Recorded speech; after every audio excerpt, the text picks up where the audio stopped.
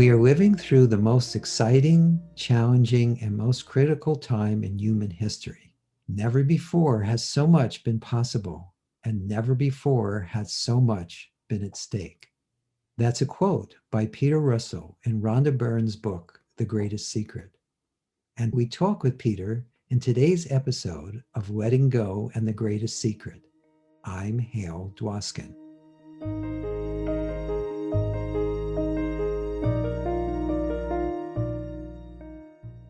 Peter Russell is a physicist and leading thinker on consciousness. He has authored 10 books, including From Science to God and Seeds of Awakening.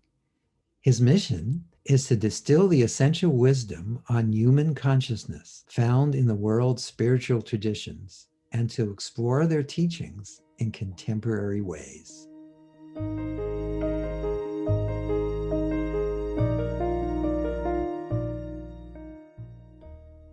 Let's start out by, you've been focusing a lot lately around letting go.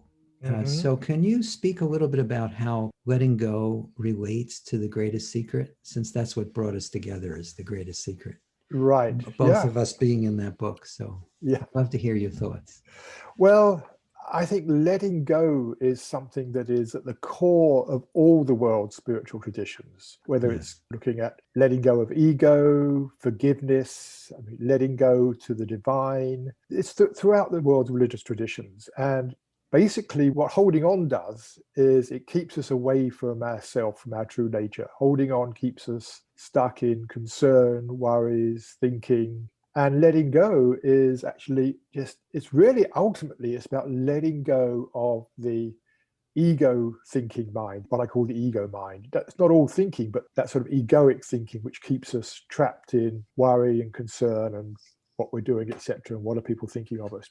Often we use ego as a noun, like there's something called an ego, some inner entity which is controlling us or running us. And a lot of teachings say we've got to get rid of the ego or whatever it is, or overcome it or let go of it. I don't see the ego as a thing. If I look inside myself, I don't find some entity called ego. What I find is that deeper sense of me, which is always there. And there's various, what I call egoic thoughts of worries about what's going to happen, thoughts about what I should say to somebody else. And basically, most of these thoughts are around how do we become safer, more secure?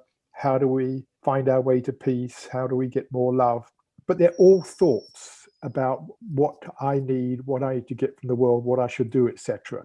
And so that's why I call it the ego mind. It's a state of mind we get into, a mode of thinking we get into, which is ultimately, it's how do I get the world to be the way I think it should be in order Good luck with that. in order for me to feel at peace and be happy and be loved. So it's basically the ego mind is looking out to the world. How can I get it to be the way I want it to be? Yes. And that keeps us looking out. And so letting go of the ego mind for me is stepping back from that thinking. It's almost like recognizing the thinking, pausing and coming back and saying, here I am, the me that's always present behind all the thinking. And we come back closer to our true self. We come back closer to our own beingness. And I think that's what the greatest secret is about coming back to our own being and the fact of just, here I am, the one that is aware of all this. So that's how I look at ego, not as a thing, but as a mode of thinking we get caught in. And that's important because if we see it as a thing, like some inner entity, we then start thinking, how do we get rid of it? What do we do about it? If we see it as a mode of thinking, it's much easier because we can step out of that mode of thinking any moment of the day. When we recognize it, we can step out of it. So it's about letting go of that mode of thinking, coming back to ourselves. And so the practice isn't something about how do we eventually, after years of meditation or whatever it is, overcome the ego. It's about stepping out of it any time of the day, any day. There's this huge misconception that we have to go to war with it. We have to wrestle it to the ground and beat it up. Right. Which, in my experience, that just feeds it. You're shadow boxing with a phantom. Right. And exactly. It doesn't do anything, really. Right. And also to recognize this way of thinking is not an enemy, it's actually an ally.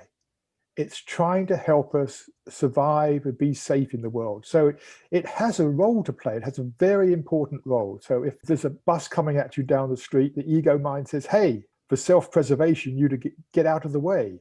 Right. Or whatever it is. So the ego mind has very important role to play when our safety or security is at stake in some way. Mm-hmm. The problem is this mode of thinking gets activated most of the time when it isn't needed. It's because we imagine some fear in our mind about what might happen tomorrow if this didn't go or whatever. So we get caught in a lot of thinking.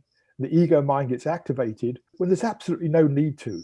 And so what happens is, I think for many of us, we're in that mode of thinking, maybe 80, 90% of the time, and most of it isn't needed. But the point is, it does have an important role. It's not something to be got rid of. It's something to be let go of when it isn't necessary. Yeah, I like the way you put that, because I think it's Ramesh to made a distinction between the thinking mind, and I don't remember how he defined pure mind, but pure mind is just doing what it needs to do to maintain the body, and that doesn't drop away. Right. And a lot of fears I think people have is they think, oh, I can't mess with this because I'll die.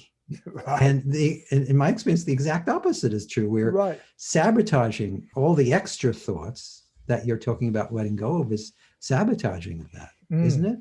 Yes, absolutely. And yeah, I mean, people think, oh, if I step out of this sort of personal self, what's going to happen? Where will I be? And the answer is, you will still be there, and you will be observing what it is like not to be caught up in thinking. But the I is still there. And that sense of inner I-ness, that deep sense of I-ness, which is always present, becomes more clear as we step back from the thinking. But also, just to make one point in terms of what you were saying just then, it isn't about getting rid of all thought. I mean, what I find is there's always some vague level of thinking going on. Even if my mind is, very quiet, there may be thoughts about it like, yes, this is nice, or yeah, I recognize this, or whatever it is, but they're not thoughts that take you out of the present moment. Whereas the ego's thinking takes you out of the present moment. But I just want to emphasize that, because people often think, meditation means getting rid of all thoughts. Now, it's certainly true that sometimes in deep meditation, thinking has completely stopped. But most of the time, the subtler levels of thinking, which continue, and they're absolutely fine. Yes, but I'm glad you're making that point, because aren't you really talking about freedom with the mind as opposed to being totally free of the mind? Yes, yeah. And another way of putting it is freedom from the machinations, the dictates of the ego mind. It's freedom from that, freedom to just be yourself. And then in that quietness, we're much better able to decide what is the most appropriate action here. I remember Alan Watts, one of my favorite lines from Alan Watts was, he said, sometimes we have to stop thinking in order to know what to think about. Because when the ego mind, I know. Yeah, when the ego mind's got us, it's insistent. This is what we must do. This is what we must do. And that's the way we can recognize it, when it gets insistent. Yes. And so when we step back from that, there's a sense of, there's a freedom. There's, here I am. Now we can bring in our wisdom and decide, okay, what is the appropriate thing for me here in this situation? Right. Yeah, they're still functioning. Functioning. Yeah. And I love that you said that it's just a mode of thinking, because if people can really get that there's no boogeyman, there's no thing there, and it's just a mode of thinking, I think that's less threatening. It's not just less threatening, it sounds more achievable, because everyone has experienced changing modes of thinking. Yes, absolutely. That's really what letting go is. I mean, I was trying to say, it's just a change of mind. Instead of being caught up in a certain way of seeing things, it's relaxing the mind and coming back to, as I say, to being ourselves. Yeah. Would you agree with this, that one of the other clues is, if it's not about what is actually here now, that's a big clue. If you're thinking about what was or what might be, that's a big clue that's probably just the thinking mind. Yes, it is. And nearly all our thoughts in one way or another about the past or the future. Yes. And even when they're about the present, they trigger thoughts about the past or future. I mean, like Yes. I may say, I was saying just now, it might be in a very quiet state of meditation, thinking, oh, this is lovely. And then the mind may go, oh, I must remember to do this more often, or whatever. Right. So we Yes. immediately gravitate out of the present into the past or future so easily, Yes. so easily. So what do you recommend we do about that? Or how Well, can we explore that further? I think, something we touched upon is when you recognize you're caught in it, is first of all. And I find two ways to recognize it. One is what we just mentioned. There's an insistency to it. When I notice my thinking is insistent, you must do this, you must say this to this person, or you mustn't do that. When there's an insistency, that's the ego's job, to be insistent. If there's a bus coming, it needs to be insistent. Right. Get out the way.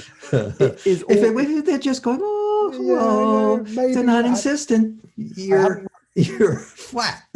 I haven't worked out the trajectory of the bus yet. It may be okay, maybe not, but get out the way. Yeah. So it's insistent. It's nearly always insistent. It takes over. It dominates, like this is what you need to do, or whatever it is, or not do. Right. The other way of recognizing it is there's nearly always a sense of background tension to it. And I think this is almost the hallmark of egoic thinking. There's a background tension. It's not often very noticeable. It's just faint. And it comes from two things. One, in that mode of thinking, we're focusing on something, focusing on some idea. We're working something out. We're following a thought through. And even that focusing of the mind onto a thought takes a bit of effort, creates a bit of tension. And also a lot of the thoughts that we're going through in that mode are things that might have their own worries and anxieties or whatever. They might have their own tension. So that's another way of recognizing it. It's when you notice the mind isn't completely relaxed. There's a sense of tension there. And so ways to step out of it, this is the first thing, is to recognize it. Recognize, I'm caught in some egoic mode of thinking. When you recognize it, then the simplest thing is to pause it. Just to not be interested in that thought anymore, just to take away your interest. Because once you recognize it, then there's got two things. There's me here, and I'm recognizing that thinking. And then the me here, the deeper me can just say, okay, let me just not follow that thought anymore.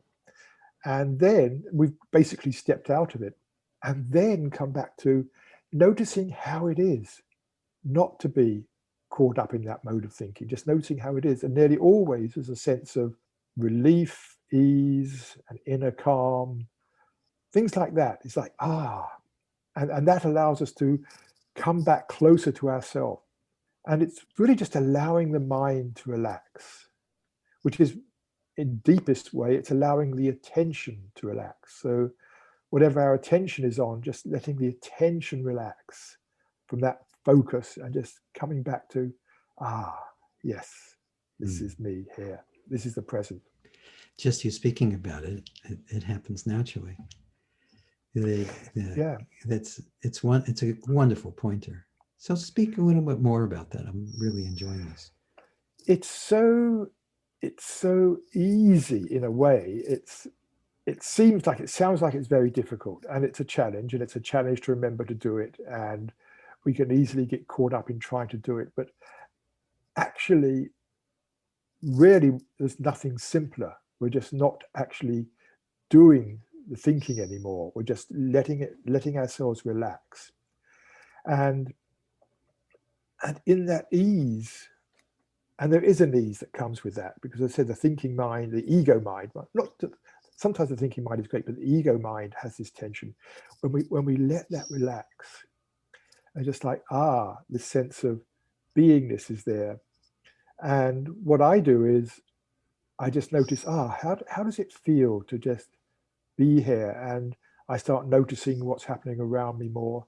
And then just noticing the quietness, that inner sense of quiet that's there, the calm. And allow myself to rest in that. And then just to say, well, and am I not the one that is aware of this? Am I not that which is aware of all this? And that brings me back to just, here I am, the awareness, which is aware of all that's going on. and then just to rest in that awareness. Yeah, that's very well put. And I love your unique way of asking that question. It's a little different than what's in the greatest secret, but I like it's kind of a mind stopper. It is. It's When not you the way the first, mind would actually usually ask it, but when you ask it that way, it almost causes the mind to stop thinking right in that moment. Is that its right. intent? Yes, it's a convoluted question deliberately. It's a sort of rhetorical question, but it stops the mind, and it's like a question that brings you back to yourself. Instead of saying, "Am I aware?" which the thinking mind can get engaged in that sometimes. Am I aware? Well, yes, I suppose, whatever it is. But this is a way of actually more directly coming back, I find. And it's something I picked up actually from another great teacher, Rupert Spira. He uses this a lot. When he first said it, when I first heard him say it, everything just dropped away for me. It was like, it's like, so the way I phrase it, there's various little phrasings like, but am I not that which is aware? Am I not the one that is aware of this? So it's a sort of almost a double negative, but as you say, it brings us back. Yeah, I'm It's glad not, you repeated it so yeah, people could remember it. it's not saying If you're, am I aware of it, but which gets into the mind, but am I not the one that is aware of this right now? Am I right, not the one that is present to this right now? yes. Yeah, I find that both work, but what you're talking about is a great way to approach it, and it's I'm glad we acknowledge Rupert. I love to acknowledge Source whenever I can. Yeah, yeah, Yeah, I'm looking forward. We'll be having a conversation soon. I'm looking forward to that. good. Yes, he's So a wonderful teacher. yes, he is. Doing these podcasts have been such a treat for me because I usually am just within my own network, leading seminars and focusing on how I express truth. It's not really me, as you know, how truth expresses through this particular body mind. And it's been so much fun to Hmm. connect with everybody in the greatest secret and notice the beauty of how that one awareness expresses through so many apparently separate vehicles. It's Right, just been very inspiring and really a lot of fun. And right. plus, I'm getting to meet all these amazing people. So Yeah. works for me. And you mentioned that one awareness. That is the same for each of us. I Yes. mean, we are all totally different in terms of, my concerns, my thoughts, my needs, my background, my history. All of that is unique to me, and you have yours. Everybody has their own inner world, which is unique. And I may have some idea of yours by what you tell me about yourself, and what you think and what you've been through. But this just being aware, and this is something all the great mystics point out, it cannot be put in words. Mm. When we drop back into just here I am, that which is aware, it is on the one hand so obvious, it's so familiar because it's been there all our life, but we haven't noticed it because we've been looking out into the world on what we're doing, most of our thinking is out into the world, as we said. So when we drop back into our being, I like to call it our being. It's just the most neutral word I can think Being, of. yes, it's a great term. Being, we drop back into our being. Well, actually, the way I sometimes phrase it is we drop back into our amming. Or what? Amming, Aming. So Oh, amming. Yes, yes. I being is didn't the understand verb, it first. and the first person of the verb is I am. Right. I am, you are, it is. So being, when we experience it from the first person, it is just that sense of I am. And I like to drop the I because it can be a distracting noun and just say there's just amness or amming. Mm. And that sense of amming has no qualities to it. It's something we know, but there's no words we can put to it. I mean, not because we don't have the words, but because there are no qualities that need describing. And so that sense of how it is for me just to drop back into being, amming, however you want to put it, that I amness must be just how it is for you and for everybody else. And so in that sense, we are all tapping into that same quality of being, and it's exactly the same for all of us. So in that way, we are one. We all share that quality deep down. Yes, beautifully put. Thank you. Beautifully put. So, in your experience, how do we practically use this? On one level, it doesn't need to be practical, it's enough in and of itself, because when you're amming, as you put it, which I love, there's this feeling of that's enough, that you don't have to keep striving or pushing or pulling or doing any of that. But in your studying this, how have you seen it applied in life that you either use yourself or you find is effective for people? Mm-hmm. I think, in a way, it's clearing the mind of all the distracting thoughts and stuff we get caught in. And so when you clear the mind, then we can come back into the world with a lot more wisdom. We can come back seeing, just noticing, oh, this is what I need to be doing, not from the ego mind, but just from what I'm called to do from my deeper sense of being. So it's not about giving up the world or becoming an ascetic. It's about frequently coming back to this quality so that we can go out into the world partly with a little bit quieter mind, not caught up in the ego, but we can go out into the world with this quality of inner freedom that we've touched upon.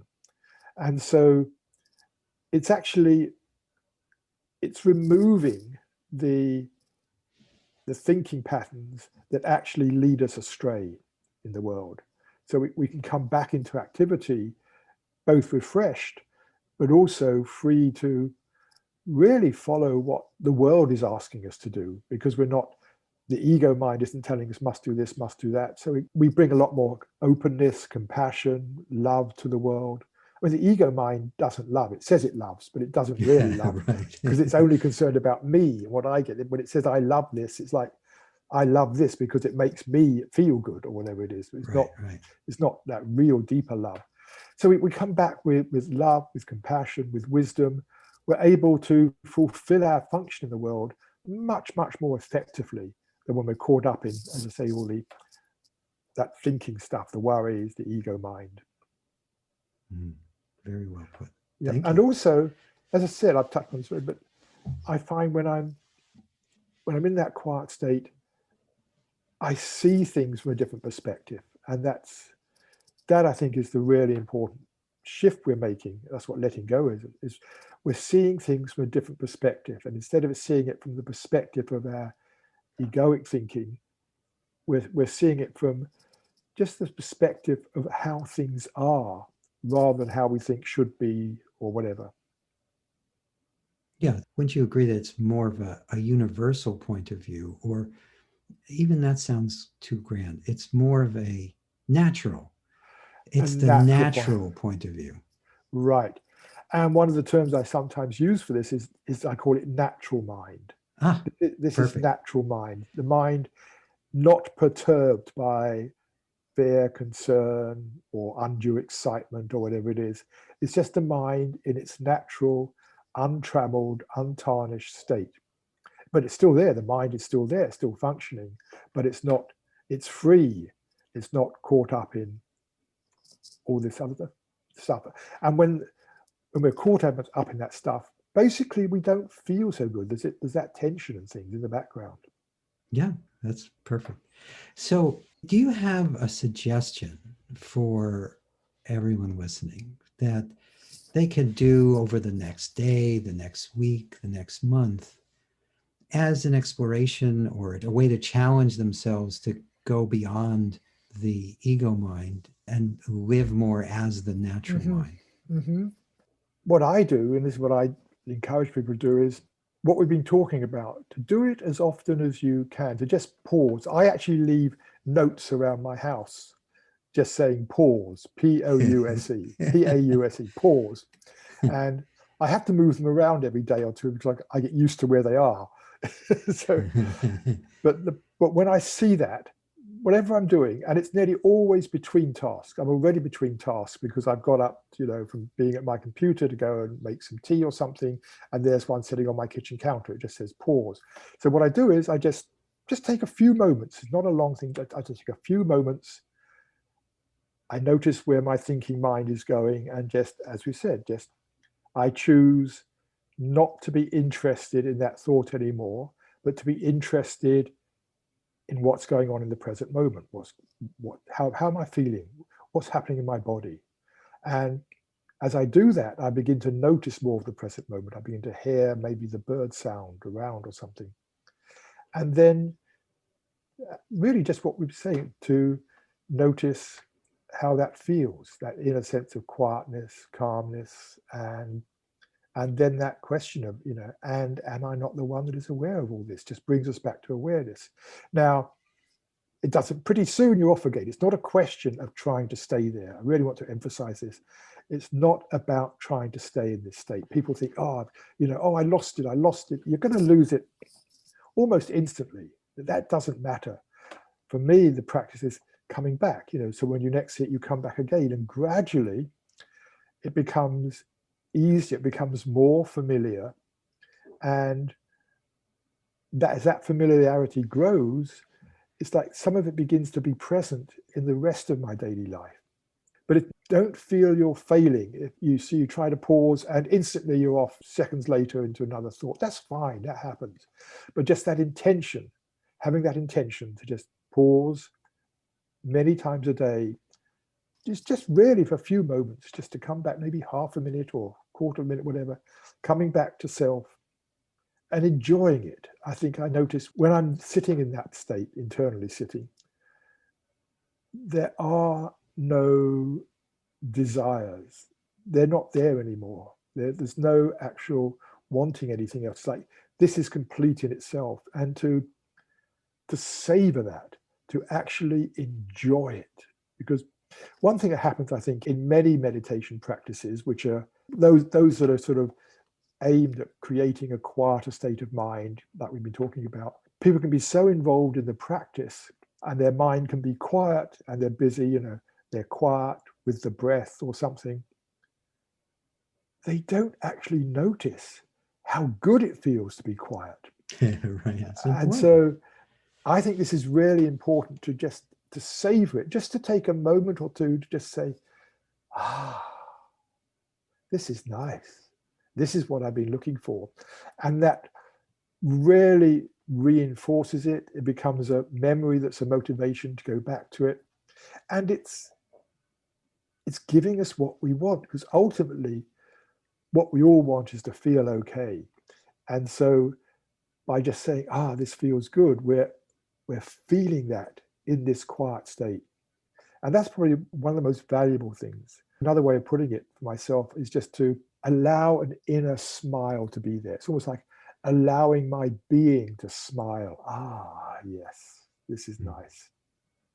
Yeah. So I would set oneself a challenge maybe for a week just to do this. I say leave notes around, but other things that could remind you, whatever it is. I don't recommend putting on bells or alarms because that can come in the middle of what you're doing. I find it much easier to do this between tasks. There's some way to remind yourself and not to criticize yourself if it doesn't work like that. Just to practice, and gradually it gets easier and more familiar. And see how that is after a week. Yeah, I love that. And I love that you add this thing of enjoying it. Mm-hmm. Otherwise, it just becomes another task, another thing that we have to do, we should do, we must do. Right. And we don't want to do it. Right. Yeah. So, but if we can allow ourselves to enjoy those moments where we're more self-aware of that which we truly are, it adds depth to it and it becomes candy, something we look forward to. Yeah. And it is what we're looking for. This is the thing, it's what we're looking for. You put it, I call it okay, again, being the most neutral word, but you call it happiness, joy, peace, whatever. We're looking for something of that nature. I just call it, okayness is the most general thing. But all all that we do, all our desires are in one way or another, when you analyze them, what they're all about, deep down, everything we do because in one way or other, we think we're going to feel better for it. Feeling better inside is the true bottom line. That's what we're looking for ultimately, is how do I feel inside? Even when we give up our own needs and help somebody else, something like that, we do that because it may be an inconvenience, but we feel better for doing it. Yes. So that's how real bottom line. And so the nice thing about just dropping back into our state of being is we are finding the goal of all our desires without actually having to go out and fulfill them all. Right. Which is faster and easier. Much faster, much easier, much more satisfying, and doesn't upset other people. That's true. Because the nature of desire, isn't it, in conflict with your own other desires and everyone else's? So there's that tension again. Right. Yeah, but a lot of it's about manipulating the world to get the way we want, and that, you know, subtly becomes manipulating other people to give us what we want. Yes, yes, yes. Yeah. And we don't need to manipulate anybody to do this. So it's a great pointer. Thank you. We don't even to manipulate ourselves either. That's what's so nice. That's great. That's great. It's natural. Perfect. And I've heard you talk about this wonderful way of being in relationship.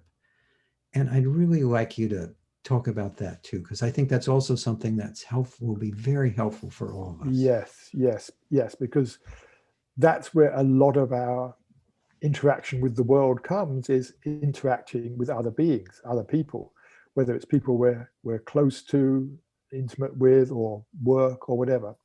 And it's based upon a couple of things we've been talking about. One is that, you know, deep down we're all that same beingness. Superficial worlds are different, but deep down we're all that same beingness. And deep down, we all want to feel better. We all want to feel loved. We don't want to suffer. We don't want to be criticized. We want to feel respected. That's a deep motivation in all of us. And what can easily happen in a relationship is, suppose you say something to me which is coming from a really clean place, but because of my own stuff, whatever it is, I perceive that as a slight threat or an attack in some way. You didn't mean it, but something in me misperceived it.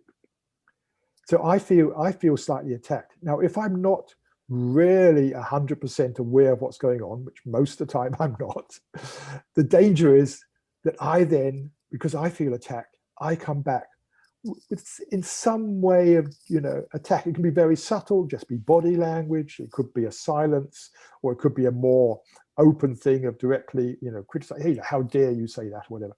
But then you feel attacked. And this time it's deliberate, because it may be very subtle, but I attacked you. And then you come back. And so what happens is, in relationships, time and time again, it's two people, both of whom are looking for love, respect, to feel okay, to be at peace, not to be attacked, are actually attacking each other very subtly. Often it's, everything seems fine on the surface, but it's underneath, there's this little sense of attack. And the message we're giving to each other is, I don't feel fully loved by you, so I'm just going to dig the knife in a little bit. I'm just going to attack you so that you realize the error of your ways and love me better. And when you've got two people both playing that game, it just spirals deeper and deeper and deeper into mutual attacking. As I say, it can be very subtle. Sometimes it's not, but that mutual attack, both people thinking, this is the way I'm going to get more love, is by criticizing the other person, making them feel bad for not loving me enough. The way out of it is so simple and can actually be really profound in one's life. The way out of it is just to, again, be aware, to have the intention that in any interaction with anybody, my intention is that whatever I have to do or say to the other person, they feel good upon receiving it. They feel loved. They feel respected. They don't feel attacked. They don't feel hurt. So that's the intention. And so the intention is basically checking any sense of attack that's coming up, just saying, to yourself, I'm not going to go there. How can I say this? Even if it's something critical, it's like, how can I say this so the other person feels loved? So, I mean, a simple example, if, you know, you had to say something to somebody which was a criticism in some ways, like, you know, yeah, I'd rather you didn't do this, or this makes me feel upset or whatever. But to preface it by saying, you know, I really appreciate our relationship, our friendship, and there's something I need to talk about, you know, that's going to make it be even better. The other person's going to feel respected and loved in that, and they're going to hear you in a very different way. So that's the basic thing, is that finding ways to not attack the other person, remove the attack thoughts at their source. And many times, you know, we'll fail. And it's like, whoops, sorry, mea culpa, didn't mean to do that, apologize. Nothing like an apology to really set things straight. But it's beautiful when you have two people in a relationship and this is their agreement to intend not to attack each other. You can't intend, you can't say I'm not going to do it, because we will do, because we, you know, none of us are perfect. But just the intention is that we will try to not bring forth any attack thoughts into our interaction. Something magical happens in the relationship. It's like a different form of love begins to be there, and it's not like the romantic love or that sort of love, but it's a love which is really, it's a caring for the other person's being. It's a deep caring for how the other person is inside. I mean, we can be fairly good about caring for how the other person is out there in the world, or, you know, do you need help? Can I help you do this? We care for each other that way. This is caring for the other person's inner being, about how they are inside. And when that's there in a relationship, it becomes very, very special, very special. Thank you. That was very helpful. And I think we all could benefit from remembering that instead of attacking, to just let go instead and find a way to say it from love as opposed from attack. And if you look, it's easy to find if that's your intent. I think it's a great suggestion for all of us to bring that into our relationship. Thank you. Thank you. So is there anything else you'd like to add before we finish up? Something that does come up, I didn't know where this came from, but I mentioned right at the start forgiveness as being a form of letting go. And the sort of the everyday interpretation of forgiveness is, you know, you did something wrong, but I'm going to forgive you. I'm not going to punish you this time. But that, to me, is not real forgiveness. In fact, if you look at the Greek word for forgiveness, it's aphesis, which means to let go, as in physically letting go. You're holding a rock, is that physically letting go of something. And so forgiveness is not really forgiving the other person, but it's the letting go of the judgment we have about them, letting go of the grievance. So it's something we do for ourselves, in a sense that when we let go of our judgment against the other person, we actually feel better for it, because we're not making ourselves so upset by the grieving, whatever it is, the grievance, the judgment. In some ways, the other person may not even know you've forgiven them. They may not even know you haven't forgiven them. That's right. Either way. Either way. It's something, but we let go inside. And then when we let go of the judgment, then the love returns, because I often say the opposite to love is not hate. The opposite to love is judgment, not accepting, not allowing another person to just be there as they are. So that for me is forgiveness. Is just like saying, I see where I'm judging the other person. And actually, something that helps sometimes is to say, you know, if I was in their shoes, if I had the life they had, whatever it is, and the bad night or whatever they had, would I have acted this way? And probably yes. You know, there but for the grace of God go I. Yes. So putting yourself in another person's shoes is another way of letting go of that judgment, because the judgment says they should not have behaved like this. Whereas if you really put yourself in their shoes, it's like, well, given everything in their life that led up to this is exactly how they should have behaved. There's no other way when you really understand them. Yes, yes. Yeah. Beautifully put. If the more we can see from that more universal point of view, and you're opening to all the different flavors, including the person that appears to have wronged you in some way, yeah, it really does liberate you. It really does. And it's a wonderful feeling. And I believe, I'm glad you added that, because I think that's a key way to support the thing you mentioned earlier about how to relate, because that's a key part of it. So I think that helps complete the picture, doesn't it? Yeah, yes, because that judgment is often the source of the attacking thought. Yes. Yeah, yes, it does. Thank you. Great. Well, thank you. This was lovely. I really enjoyed it. I think all of us who listen to this will benefit from it. By the way, do you consultations? Do you do talks? How do you make yourself available to the world? Right. My main way is actually just putting out my thoughts through my website or other means, through social media.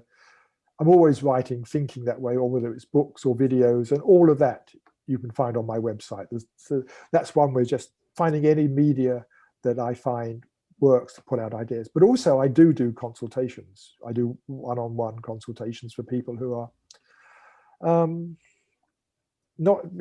don't do psychotherapy or anything like that, but really just people who want help in their journey. They may be stuck in some aspect of meditation or whatever. The things we've been talking about, basically. Yes. I'm very happy to talk to people and see if I can help them. That's wonderful. That's wonderful. Thank you. Thank you for sharing this time with us. We really appreciate it. I'm looking forward to the next time our paths cross. I hope it's soon. Yeah. This was great. So everyone listening, thank you for sharing this time with us. Peter and I really appreciate it. And I think that's all for now. Yeah. And thank you. I've really enjoyed it. Thank you very much for your leading this whole discussion. Well, it was more of a mutual thing. I don't know if I was really leading anything, but whatever. You were actually easy to follow. Lovely. Yeah, lovely. So again, thank you, Peter, and thank you everyone for listening. Thank you.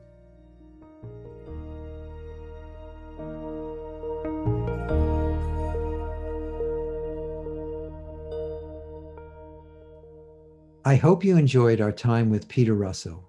You can learn more about him and his books, Seeds of Awakening and From Science to God, in the program notes or by going to his website, peterrussell.com. That's easy to remember, peterrussell.com. If you've enjoyed this podcast, please subscribe, give us a 5-star rating, and share it with people you care about. These episodes are dedicated to sharing the eternal teachings from the greatest secret. As Rhonda said, we've missed the truth for thousands of years because we've not looked at what is right in front of us.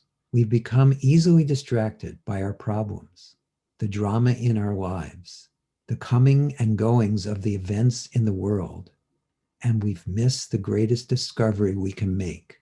A discovery that can take us out of suffering and into lasting bliss and happiness. If you'd like to learn more about my work, my mentor Lester Levinson's work, and the Sedona method, please visit sedona.com. As you explore our site, you will learn the key to lasting happiness, success, peace, and emotional well-being. We have books, courses, events, and plenty of free material to explore. Again, go to sedona.com. Thank you for being here, and we'll catch you in the next episode of Letting Go and the Greatest Secret.